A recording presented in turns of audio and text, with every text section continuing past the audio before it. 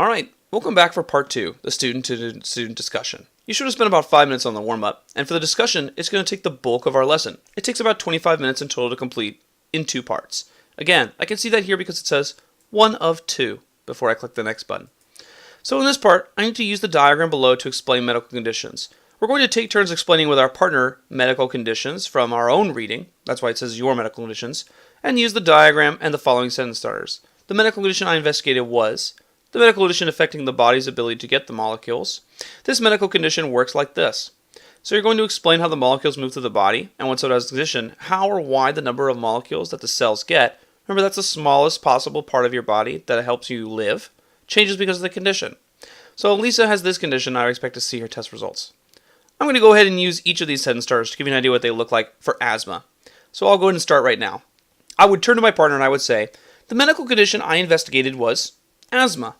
This medical condition affects the body's ability to get the molecules, oxygen. And again, I wrote that in the warm-up. This medical condition works like this.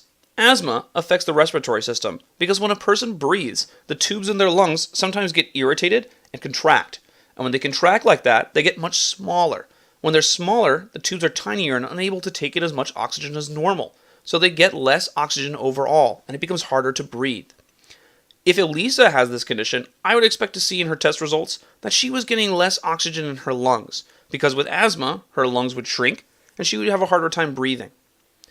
So what I just did there, with each of these 4 sentence starters, you and your partner should practice doing with each other, one at a time, using the condition you researched. It may not be asthma, it could be again anemia, diabetes, or pancreas injury, but talk about whichever one you studied so that they know, and then you're ready to move on to part 2.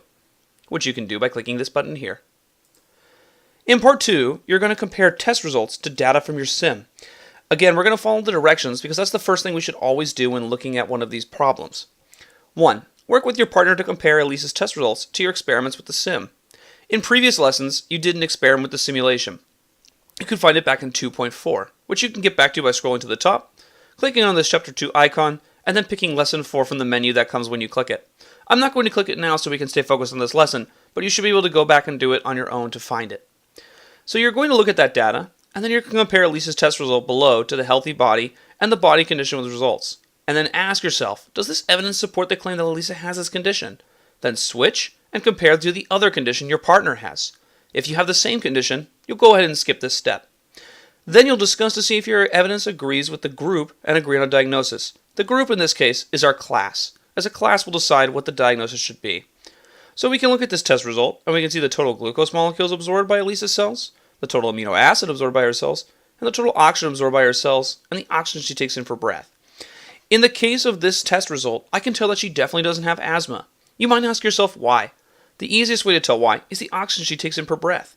In my previous test results with asthma, I know that when Elisa had asthma, or if she had asthma, she definitely wouldn't take in 25 molecules per breath, because my table, which I can find by going to Chapter 2, Lesson 4, tells me that people with asthma take in an average of 12 molecules per breath, instead of 25.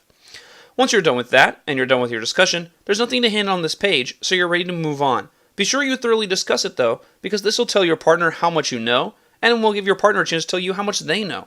And it also gives you both a chance to practice, so that way you can explain it, because when you get to your tests and quizzes, you'll have to explain it in writing, and without the practice, it's very difficult to do that. Alright, with that said, you're ready to move on to the next video, and meet with me in Section 3, Writing an Argument to Support a Diagnosis.